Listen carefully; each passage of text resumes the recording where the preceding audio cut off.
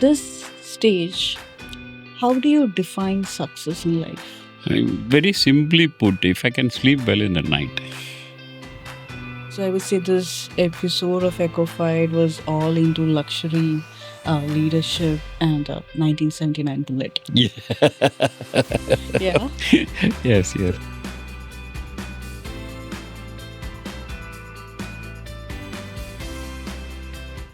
Hi everyone, welcome to another episode of Echofied brought to you by Unbound Slate. In this episode, we have someone very special, someone who has a wide range of experience for more than 45 years, someone who had worked in India and abroad, someone who have done, let's say, sales, hardcore sales, marketing, branding, worked with service sector, concepts, and even products. Apart from that, he is a great fitness enthusiast and someone who has a deep passion for vintage biking. And as the line goes, great men are not born, they grow great. So, welcome, Mr. Mohan Menon, to our show. Thank you. Thank you very much. So, how do you feel to be on our show? Uh, and it's definitely some element of excitement in it. Mhm. And I don't know how I am showing that excitement at the moment. Okay. So, you like Godfather movie, right? Yes, I do. So, do you see yourself as Don Calino, the strategist, or Michael, the calm, the aggressive decision maker? I love Al Pacino. And why so? Why the particular character? The character actually, if you look at Marlon Brando, Mhm. it is a typical character which right through the his part of movie, he maintained that. Whereas Mm. Michael had a very sober introduction, Mm. and from there he moved on to something completely different. While he maintained the sobriety, he moved on to something completely different, and he maintained it and he made a success of it. And Al Pacino is Al Pacino. Yeah, Yes, that's absolutely. very much true. I Scent of a love him. woman. Scent Yeah, of a Scent of a Woman.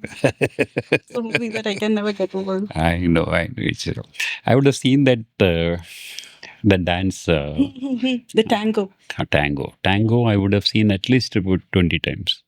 Yeah. And then the school scene, I would have seen even more actually. Amazing. Amazing guy actually. So, do you resonate with when you said his personality in that particular movie, where he starts slow and then he takes the center stage? See, we lived in an era where actually the idols are something very important, Yeah. and idol stays with us. Mm. Like if you look at Hindi movie, the superstars. Mhm.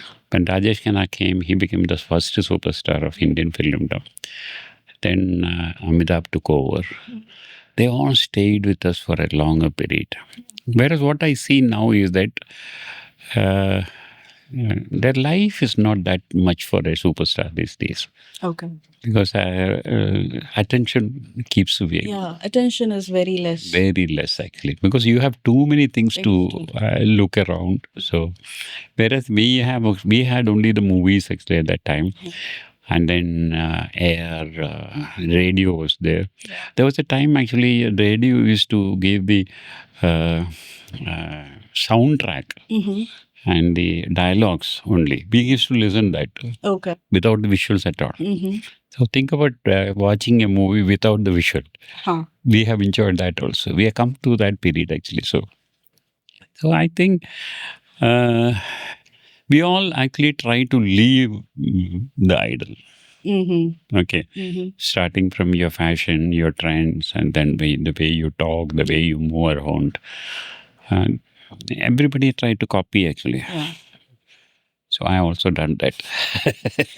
Okay. So is it like what I'm coming to is it like visible in your professional life too, how you have moved? Professional life actually, we are all when we do the colleges, we go through an illusion actually. Mm-hmm. We don't know what is the real world at all. I used to read a lot actually, so there's that much of exposure I had. But generally, if you look at the students who pass out the graduation, they who pass out the degree, they have absolutely no clue about what is the world outside, actually. They come with a big dream, and then suddenly cold water is poured on them. They don't know what is happening. And then they run around. Okay. And then pick up whatever is available, get into a job. Job is important. Actually, getting into a job is a difficult thing. The way you people are choosing the job these days, Okay. we can't even think about it at that time. Whatever is available, you pick it up actually, and then you make the best out of it. Okay. My first job, actually, I got into tire selling, automobile tires, actually. I had got into that market at a time when market was flooded with the products. 4 companies had come at that time, actually, 4 different companies. Which period was then around? Sorry? Which period was this? 1980. 80s. Okay. I was in that market but until about 82 end, actually. And it was a very difficult market, because it's completely flooded. And unlike these days, dealer dictates the terms. Okay. You can't, there's no marketing, marketing is there, advertising is there, but that's all superficial. But at the end of the day, if you want to be successful, you need the dealer support. And it's a very difficult environment, actually. Okay.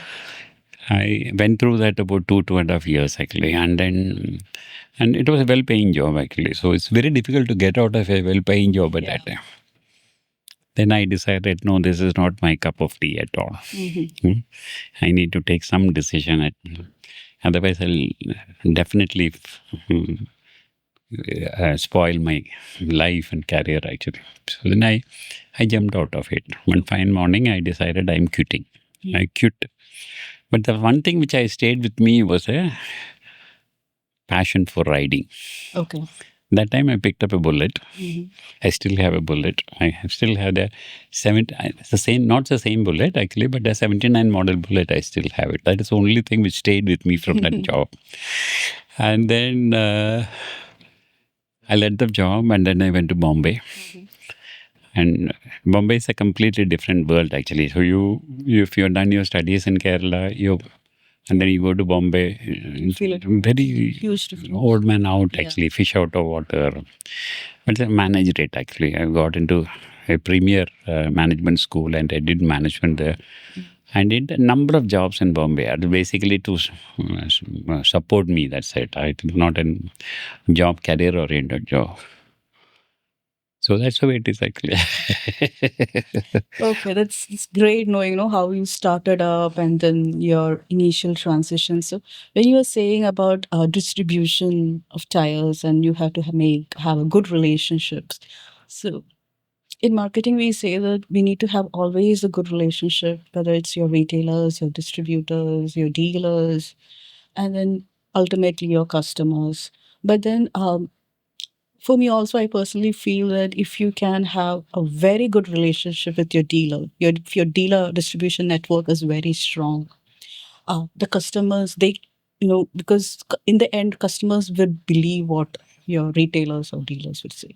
Did you have a similar such experience while you were working in the 80s? I have worked in different dealer environments. See, the last job which I did was for a paint company. The paint company also is a dealer-based distribution setup. What I had in the tire marketing and tire sales is something completely different from the paint sales. Tire selling, the problem is that it's very difficult to communicate with dealers who doesn't have an idea about anything like that. Okay. They have made money during the shortage, big time money. So ego is terribly high. Okay. And it's impossible to deal with those kind of people. That's why I got frustrated and I left the job. Whereas the paint marketing is completely different. Paint marketing, I did, in fact, I worked for a Norwegian company called Jotun Paints. Okay. It's Jotun. But in Norway, it is pronounced as Jotun. Jotun. Okay. So Jotun Paints actually. I worked in the Middle East actually. I launched at Jotun Paints in East Africa. Okay. Then I came to Yemen. I built a factory for them, and then I came back actually. That was an exciting experience because there was an element of real marketing involved in that. Dealer is there actually, but dealer operates the counter. Okay. Rest of the things are all managed by the company, Okay. starting from your displays to. Yeah. Uh, we actually introduced something called the color masters actually. Okay. That has been copied by everybody now. You go to the dealer, actually, you can choose the color from the color card and then they can mix it and give it actually. We are the one who started it first actually. And then we call it as multicolor centers. It's a shop in shop concept actually. So the paint dealer can have number of other brands. But we will have some area which is Jotun's area. It's a shop in shop concept. Actually, we have all of the displays, and then the multicolor center will be the color matching equipments will be there. Will train people will be there. Okay. So that's all being managed by us, Okay. and that's a very interesting thing. And paint marketing is something very interesting. Every year there is a new Color. color color coming actually, new colors coming out. And our business was basically it used to be a situation where you sell white, your website off color, and then off whites actually beige color, and we made people think beyond that. Okay. Into colors. Colors. Colors. The benefit of business is that you put up color actually for 5 years, you'll have to repaint it. Okay. That much of volume we sell again. Okay. So we actually change the entire the way the consumer looks at the market. And Jordan did a fantastic job actually. We are number one in the Middle East, decorative paints. Worldwide also we are number two. Okay. And that was an exciting experience. It's a dealer market, but that's an exciting experience. So you're saying that you changed the consumer perception towards color, choosing paints, right? So initially they were into whites, like family of whites, beige, creams, and then you show them, wow, there's a world outside whites. What effort you took to change that perception? Because we say in consumer psychology, perception is something that shapes over the years. You know, whatever happens, ultimately, if you give me Maggie, I would be, even though I know it's not good for my health, I would feel a comfort having that Maggie because that's a perception we developed over the years. So it's not something that is very easy to change. It's something that is very difficult. You give them triggers, stimuli, and over the years it develops. So how did you do that? Okay, and that's an exciting part of the color revolution, I would say. Okay. What is most important thing is that make the color available. Okay. Okay, you have some kind of a color thought. I'm talking about a thought actually. Okay. You come to a multicolor center, you can see that. Yeah. Okay, when you see that, and then the multicolor center, we have actually video promotions, which normally doesn't go into the external media. We keep it in the multicolor center. A guy who comes into the multicolor center can see a number of videos where colors are being used actually. Or if you can spend about 15-20 minutes with us in the multicolor center, you can get a feel of the colors actually. Okay. And it's very easy to convert actually. Okay, that is one thing. Second thing is that in Middle East, actually, architects and interior designers, they play a major role. Okay. We educate them a lot. Okay. They become our partners. Right. Okay. And for them also, it's very, very important for them to look different actually. Architect has to look different. Okay. Okay. Not for the sake of doing different, but there has to be some kind of a significant difference between the normal things what you see actually. So there we do a lot of education. Okay. We spend a lot of time with it. Our marketing teams, not the sales team, our marketing team directly spends a lot of time with the architects and designers. Okay. And over a period of time, this happens. Great. If you really look at it, actually, if you in Indian condition also, if you travel Kerala, length and breadth of Kerala, you can see umpteen different colors of houses. Yeah. At the moment you travel outside Kerala, you get into Tamil Nadu or Karnataka. That kind of a color, you won't see it there. Yeah. True. You know what is it? It's a Gulf hangover. Oh, okay. What we did in Gulf, actually, the people who have worked in Gulf, actually, when they come, actually, they want to see that colors here. So Jotun, when we launched Jotun in India, Kerala became a hit, and rest of the country picked it up over a period of time. Over the period of We have still haven't really reached that level actually in India where Jotun is a major player. But in Kerala, Jotun is a major player. The colors became important. All the other companies started giving colors. Okay. Okay. So color has been the USP for our company actually, and Great. it helped us a lot. Great. So moving from colors and paints, okay. How do you feel do you feel excited and thrilled in a boardroom meeting where you're taking serious decisions, or riding your 1979 bullet to the winding roads of Kerala? What gives you excitement? See, excitement is different. Okay. Bullet and riding through Kerala is the ultimate excitement. And recently I went on a ride to Idiki, a place called Anakulam. Okay. About 41 bikes actually. First started from Palakkad and then reached there in the evening, late evening, stayed overnight and I came back. That is some excitement. Okay. Riding, the most important thing is that, not important actually, the finest point of riding is that you're alone. You're alone, your mind is wandering. Yeah. And you're seeing a lot of visuals which are very, very attractive. Beautiful. Yeah. Beautiful. And that's some excitement. I do a lot of long time walking also. Okay. I don't know whether I've told you also. What I do is weekend start from my home. I get into a bus. Somewhere actually. I will go to the bus stand actually. Without any specific plan, actually, I get into a bus. And the bus is moving around. When I reach a place where it is not that crowded, I get down. Then I start walking. Okay.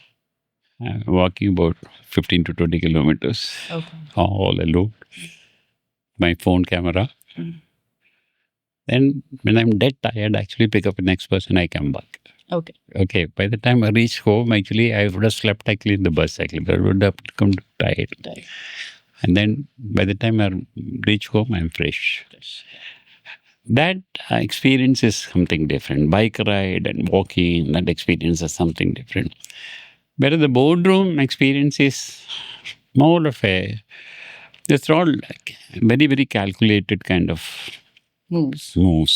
In a boardroom, normally, you can't make somebody very happy. You can't offend people. Yeah. So you need to walk very carefully actually in the boardroom.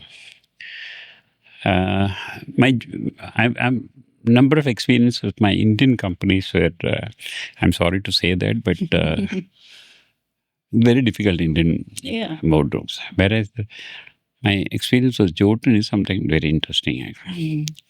They actually welcome your open thoughts, and you have actually, without any comms, you can say that you're wrong.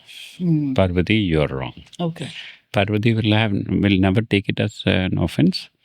I will not carry it from beyond that boardroom. Okay. That's an ideal way of things. So, do you think that these this riding experience, the walking experience, makes you so grounded, so that when you come to your professional life, it helps you to make a better, clear decisions? More than that, actually, I'm a learner. Actually, okay. I keep my ears and eyes open. Actually, so I learn a lot of things out of that. I'm not a technical guy. I'm basically an economics graduate, then a management and marketing. But I do construction these days. My exposure in the construction industry is last 20 years or so, actually.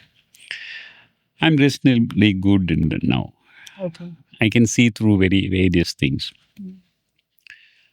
I built houses for my very close friends and very satisfying experience, actually. So logically, civil engineering is something is very interesting subject and a lot to learn from that also.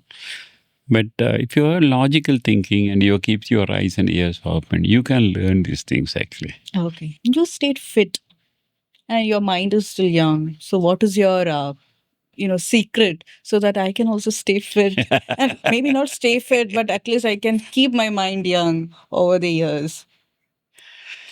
See, mind is something you need to keep busy. Mm-hmm. The moment it starts idling, you reach the end of the road. Okay. Okay. So that's been my principle actually. I keep doing things. Okay.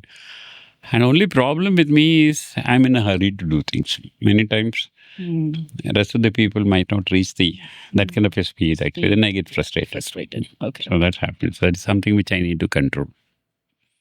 Physics is something which I always felt that I need to look after. And I enjoy doing it also. Okay. What I do is I go to the gym actually. I spend almost about 2 hours these days in the morning. 1 hour I do my workout. The rest of the 1 hour I vibe with the young people there. So always be in a younger crowd. I have nothing against the old people, but it's a negative environment. Isn't it a bit ironic that you're old and you're talking about old? That's a fact. Okay. That's a fact. See, if I go to my old crowd, actually, my old college mates and things like that, they will be looking at life has completely changed. Actually. They're all on the road to final destination. Okay. I'm also on the road to the destination, but I don't feel like that. Whatever little bit of walking I need to do to reach the destination, I still have a lot of things to do. Yeah, you have miles to go. Miles. No, whatever it is actually. These are not in our hand actually, but what is in our hand is today. Yeah. And you do what you want to do Today. And you do it in a very intense manner, not in a very relaxed manner. I do it in a very intense manner actually. Okay. So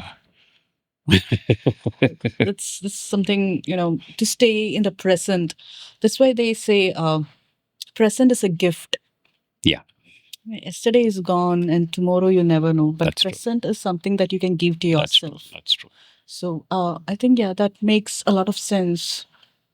And to stay present is something which I find is very difficult in this world right now because uh, especially I'm talking from a millennial standpoint because I'm a millennial, 90s kids, the so-called 90s kids. So when we say that, because you have so much things in our hand, you might be doing one thing, we might be multitasking something, and then you have you give too much space in your head for your work, and then you have your family and everything. So staying present and being grounded at that particular moment is something which I would say most of us aren't doing right now. And I think because that helps in making a clear, sharp decision, in irrespective of whether it is a professional decision you're making or a personal decision, doesn't matter. But I think that helps us to have a clarity in what we are doing, and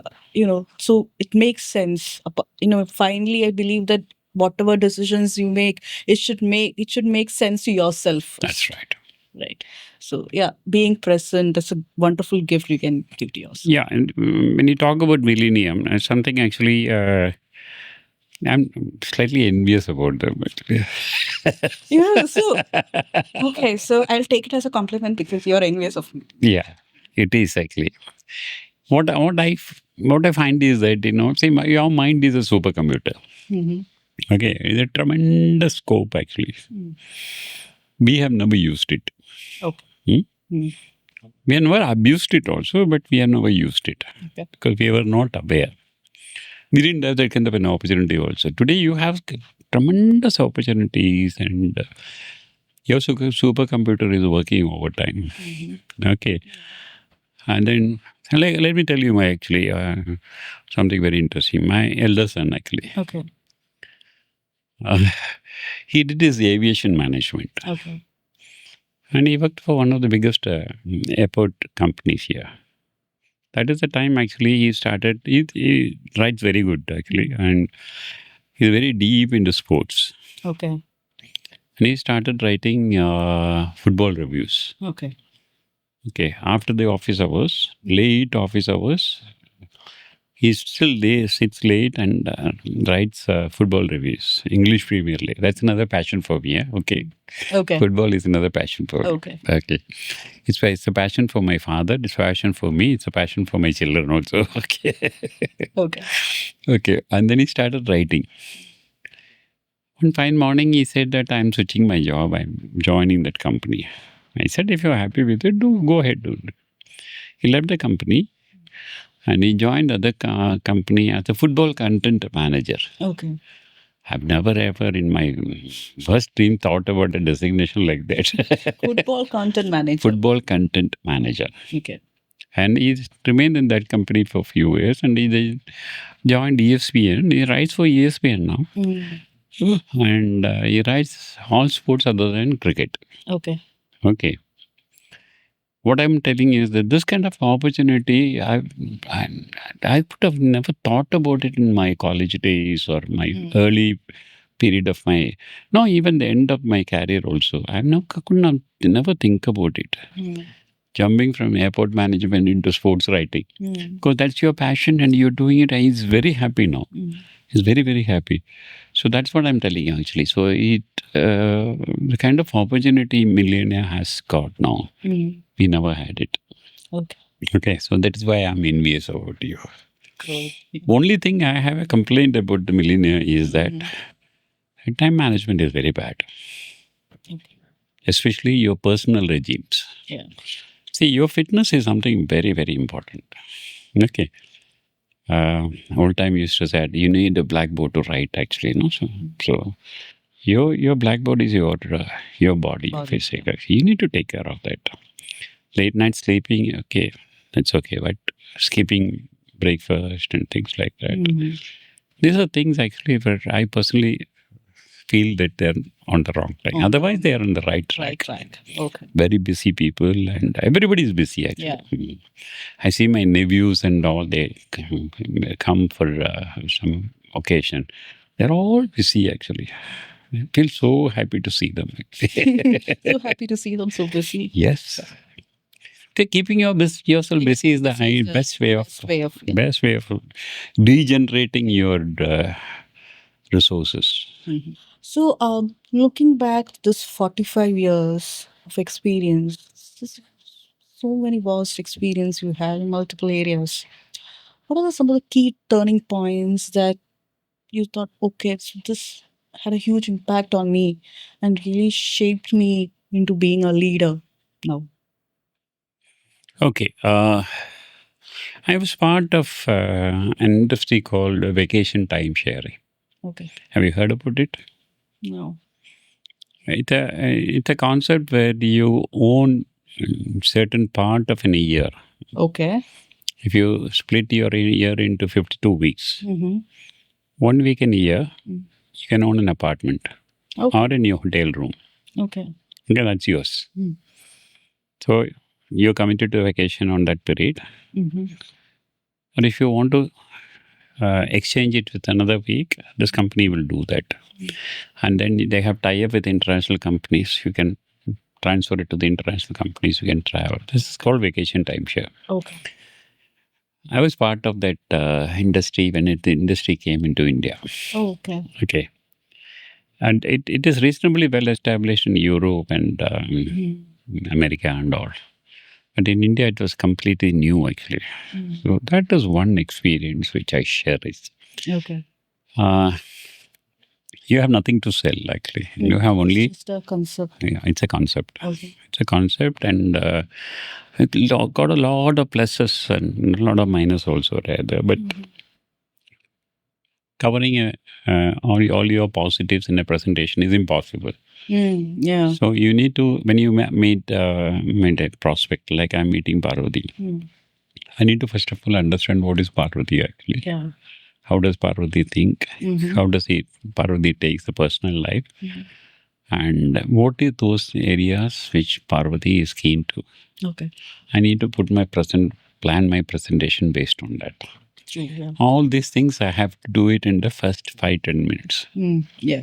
Okay, when I meet Parvati, I would say maybe somebody would have referred your name, so I can talk about that person, and that 5-10 minutes I need to gauge you actually, and then plan my presentation for vacation time share. Okay. Very very exciting time. Very very exciting time. And somehow rather, it is still operating. It had not taken to the level which it should have taken. Actually, I spent about 5 years in that industry. I was looking after southern region in India. I was based in Bangalore, looking after southern region. Very interesting, and you meet a lot of interesting people actually in that. Okay. A lot of professionals, and, top officials. Okay. We were selling it to the companies also. So the corporate honchos, we meet them big people actually. So very, very interesting. That is one part actually on my career where I really enjoyed. Okay. And due to some unfortunate situations, actually, that company didn't take off well actually. So then I left and I moved over to Middle East from there. Okay. But that was an exciting That period. was a great, Very, very exciting. very turning Very. point. And then I had a boss also, an equally interesting person. Equally interesting. Very, very interesting. It's like you can't choose your parents and your boss, Yeah. right? So if the timing and everything should be in alignment, the stars should be aligned. Yes. So that, yeah, I definitely agree. Boss always have a great impact on. Very good. This person actually, he's from the hotel industry, big time hotel industry, and I was reporting to him actually. And very, very interesting person. The way he approaches problem is something which I have copied it ever after actually. He used to say that, Menon, if you have a problem, you can anytime walk into my office to me. Don't come to me as part of the problem. Okay. Come to me as part of the solution. That means you need to think about a solution and then present a solution to him. He listens to that. Many times the problem in the old time, I'm not too aware about what is happening these days. Old time Indian corporate thing, and they're all kings actually. So they don't listen. Whereas this person used to listen, and then many times he agree with you, and he will fine tune the solution which you have given. Actually, when he is talking, actually he will fine tune it and give it back to you. A very very interesting experience. Yeah, I believe as a leader, as someone who's always in the top management, one of the biggest skill set that you can have is observe and listen. That's right. See the things that normally people don't see, hear the things, read the things between the lines, and see an idea where there is no one could ever. That's right. So yes, that's definitely, I would really vouch for your point on listening and giving a solution. See, if you're a good listener, what happens is that your thought is on the subject which you. And I am listening to you, Parvati. I am thought is with Parvati actually. My thought is not elsewhere actually. When I am with you actually, then I can fine tuning that what you're presenting to me is becomes easier actually. And that's what I have learned from him actually. I have copied it right through my career after that. And it's helped me a lot actually. Wonderful. So you have worked in different geographical regions. You have worked abroad, you have worked in India, and India also different couple of states. So what cultural differences you have seen, and how does those differences have shaped you to be who you are right now? Okay. I spent a few years in a place called Yemen. Okay. Okay. The moment I say Yemen, everybody say, "Hey, Yemen, where is this?" All I could Yeah. think was of Yemeni cuisine. Yeah, only Yemen cuisine. These days, Kurimandi, Yeah, it's very popular. it's just not Yemeni. Eh? It's not, yeah, I'm not into it, but I have seen that's the most popular thing, That's Yemeni it's cuisine. supposed to be Yemeni actually, but it's not Yemeni actually. It's not authentic Yemeni. I spent some years there actually, and I've learned a lot from there. Mm. Very poor people, no education, okay, no exposure to anything outside Yemen. The people are very nice people, actually. Very nice people. Very good to move around with them. I only had a problem because I'm very poor in picking up languages. Okay. So I didn't pick up Arabic actually. Otherwise, I would have really loved that place actually. Very nice people actually. Very simple people. Their negatives are there. I'm not talking about their negatives actually, which is would be a controversial thing. But positive side is they're very caring people. Okay. And then I have traveled length and breadth of Yemen. Even a Yemeni would not have traveled there actually. Okay. And I had very strange experience there. Very interesting. My children were also there actually. So every weekend I used to drive about 8 and a half hours to reach my family. Okay. And then when the week starts, I have to drive again 8 and a half hours back to. So it's exciting time actually. So there's one area which Okay. I spent some time in Oman actually. Oman is typical Middle East. Middle East. So, at present, you are the CEO of Q Developers, right? So, and you're reshaping the idea of luxury living here in Kerala.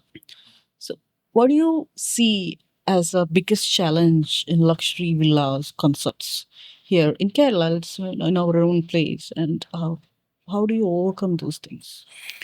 Okay, the company is QLife Developers. Okay. Q stands for quality. Quality in everything. Okay. We have an interesting land actually, so that's where we are developing this. We are in the process of finalizing the design details, but the overall concept is that it's meant to be a luxury villa, not the villa alone. The common amenities and all those things. We should have a lot of common amenities which are luxury features. And we are looking at a customer profile where they have traveled a lot. They have lived outside Kerala, outside India. And they've been used to this kind of environment. And those are the people who would like to come back and settle down actually in Kerala, where everything is provided, including the solar and things like that. Everything is provided, and most modern features will be available actually. So that's the kind of things which we are planning at the moment. And property is something, it will never lose a charm actually. Yeah. You need to have an house. At one stay point or other, you need to have your house. Whether you work outside India, whether you work outside Kerala, they would definitely love to come back to their place actually, native place, and be there comfortable actually. Comfort is something which is a very relative thing. So they should be looking for something which they are used to when they're outside. That is what we are providing there. Okay. So, luxury living, the entire concept of luxury living, it's not so common here, at least. I think Kerala, very, specified to Kerala. It's not so common as we see in other places.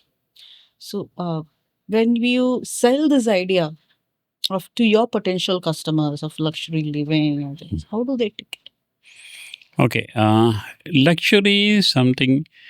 What I would say is that it's not clearly understood by people. Like, what is luxury? Okay.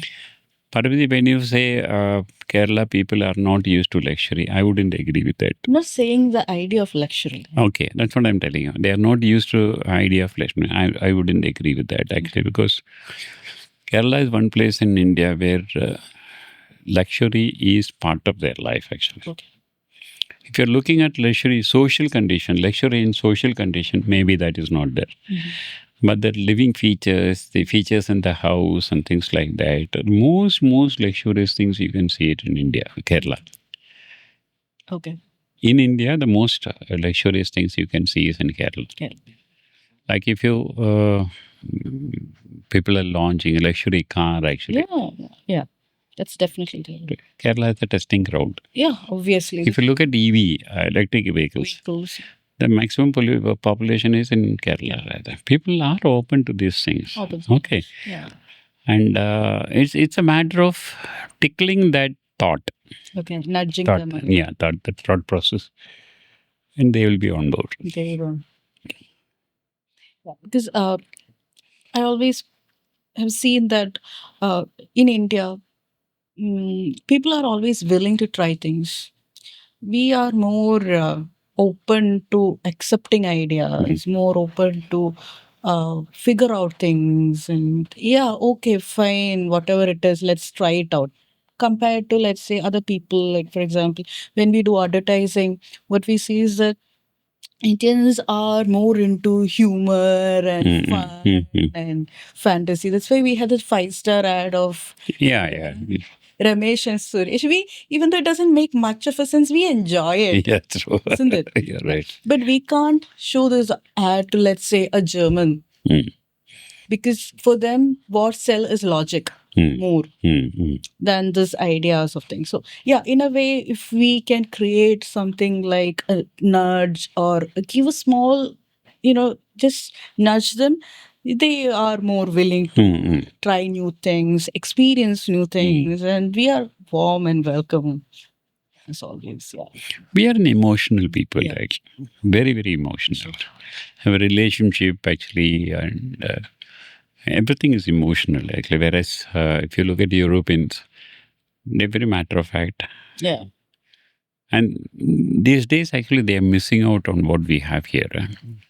I had a few colleagues, and they used to say that we are missing out on that. But we can't overnight change into something like that because the society is like that. Like that. See, every society has got a plus and minus. Very true. See, I'm an Indian in the core, actually. I'm a proud Indian. If you're talking about rebirth, actually, I would like to be reborn in India. Definitely. Because whatever you say, actually, small problems will be there. But at the end of the day, actually, the kind of life we have in India, nowhere else is there. True. I've lived in Middle East. I've lived in Africa. Africa is another area where the beautiful place. People are very nice people. They're better than Yemenis, actually. Okay. Very nice, loving people, actually. And if you really compare Africa, Yemen, Middle East, or whatever it is, actually, but at the end of the day, India is India. That is true. Okay. So, you have worked in service, products, concepts. So, and you have developed a style, a management style over the years. So, if you want to say it, okay, this is my kind of leadership style, what do you call it? In a simple layman, so that everyone can understand words. No, I can put it in one straight sentence. Okay. Lead by example. Okay. That's what I do. What I can't do, I will not ask somebody else to do. Okay. Okay. Somebody else can do it better because maybe he is qualified for that, actually. But at the end of the day, I need to have my hands-on approach to that. Lead by example. Be the walk by the talk. Okay, great. You are. Let's go back to the bullet. Okay. Your 1979 bullet. That's right. So, is there any unforgettable memory that you hold so close with that particular bullet? Every memory that's connected to my bullet is very, very close to me. Okay. The first vehicle which I had was a bullet. And in the tire selling, I used to travel for almost about 22 days a month. Okay. On the bullet. On the bullet, all alone. Backpack. That time backpacks are not very common. So somehow I managed to get something like that. So everywhere people look at you. Yes.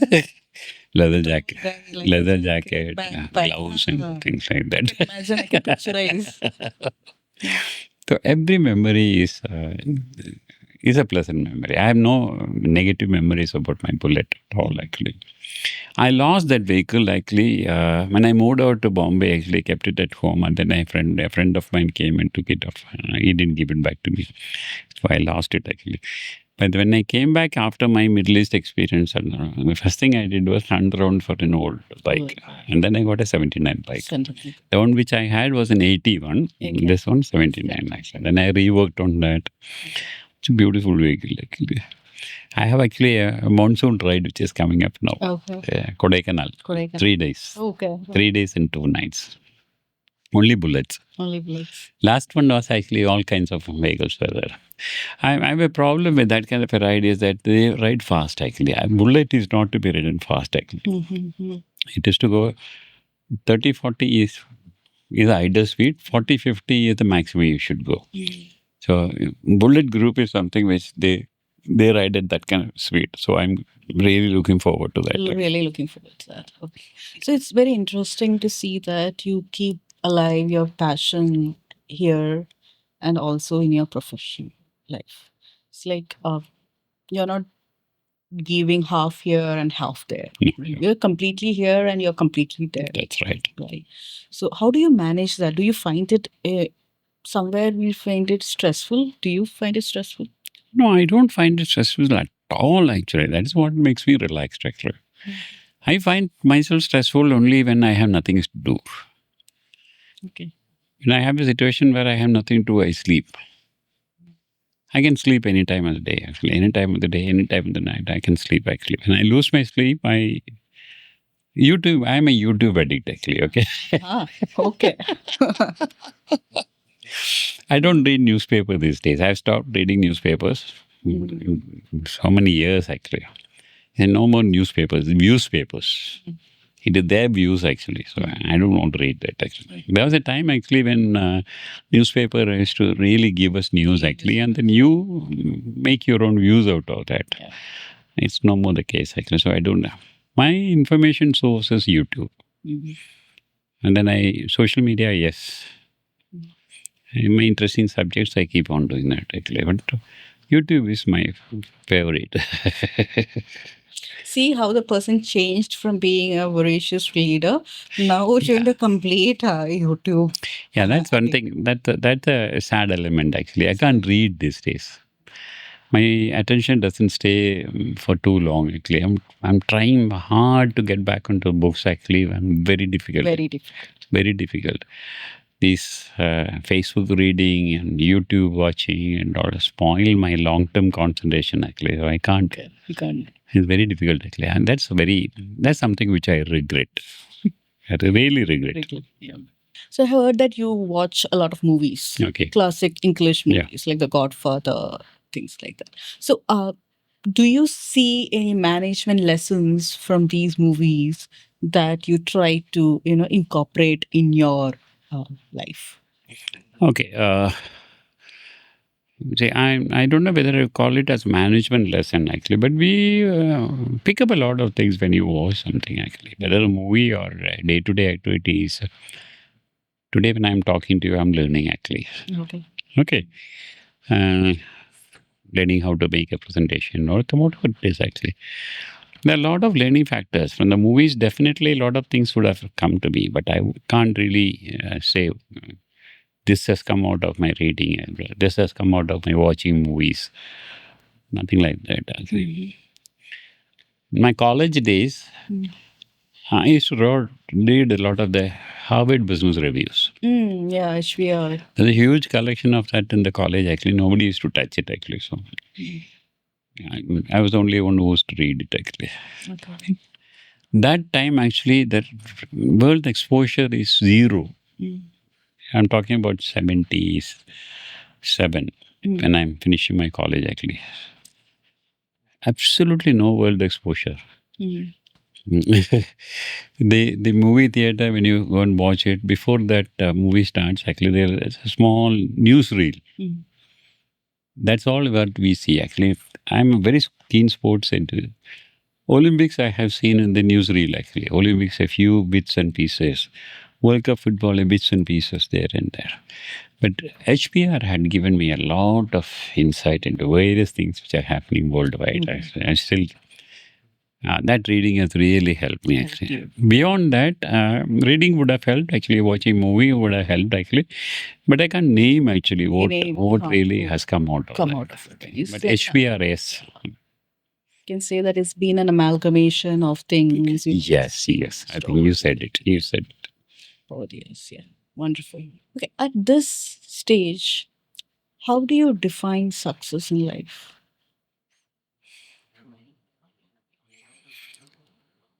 Very simply put, if I can sleep well in the night,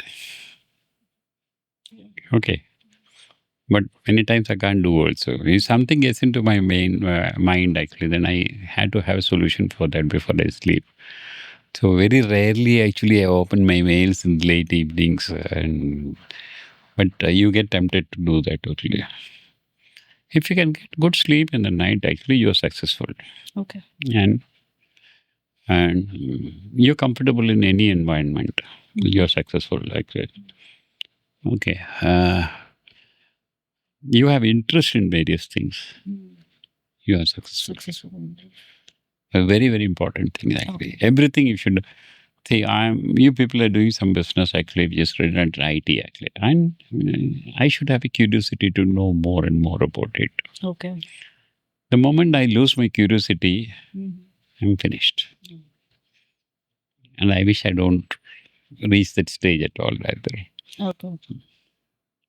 That's a very deep and an interesting It's very thought. I think you can call it deep actually, but it's very, very simple, very simple, straightforward thought actually. I need to have interest in everything. You know, throughout our discussion, what I was seeing is that you're you like to experience different kind of things. You do different things. You're like everywhere, here, there. You try out things. You're like always on your toes. You want to be always on your toes. Yeah, that's right. At the same time, you see someone who's so grounded. Someone who's like it's like you're at the end of a spectrum, two sides. So you're so grounded. As a simple, very maybe in depth. When you look at grounded, you know what you are going to say. It's I would say that is something which people like us, younger generation, we would like to experience. Be at the end of the two spectrum, not somewhere on the middle. You know this, and you know the other side also. That's something I would say. Maybe you will get it only after so much years of experience. Yes, you're right. I was about to say that actually, because when you're reaching one end, you need to travel from one point, pass through the middle, which you said. Yeah. So the halfway middle again, the highway middle, and then reach the end. Yeah. The earlier you reach there, the better it is. Okay. But I think I would say the youngsters, actually, the generation millennium or whatever it is, actually, they're all well-grounded people. They're very, I would say, very active people. They do a lot of things which they're good, very good imaginations. And I personally feel actually, let's come to the AI. Ah, yeah. And there's something which is scary for me, but I'm really excited. Yeah. The way actually the kids are doing things. I'm a vehicle enthusiast actually, so I keep watching all the vehicle related ads and things like that. Every now and then there is a Facebook post which says a particular brand is going to be relaunched. Okay, and a beautiful car, and a car which you are looking for really. It's picture is given there. Then you go to the company website and check it out. There's nothing like that. Some guys have done this actually. They have done worked on a car and then remodeled the whole thing. So beautiful it has come, and they posted it. What is the fun? Absolutely nothing. They are not getting anything out of it, but they have done this. So the kind of actually ability the generation has got actually is tremendous. You must have watched a few ads like that. And ambassador cars. Ambassador car is something iconic actually. It's going to be relaunched. Yeah. I would have seen at least about 8 to 10 different models, different looks of ambassador car, which is going to come. Ambassador car, I've never thought about such a thing. It's amazing, actually. So, it's been like a wonderful conversation Thank we were having, and I can say that we were talking about a lot about redefining luxury Yeah. through your current project, leadership style, management through your listen. So I would say this episode of Echofied was all into luxury, leadership, and 1979 bullet. Yeah. Yeah. Yes, So yes, yes. it's your timeless journey throughout the years has shared a lot of experience of how someone can transform themselves, mhm, uh, be young in mind, and at the same time be grounded Mhm. to reality. So it's been great having you on our Thank show. you. So thank you so much for coming and sharing your knowledge, your experience, and your time with us. Pleasure is mine.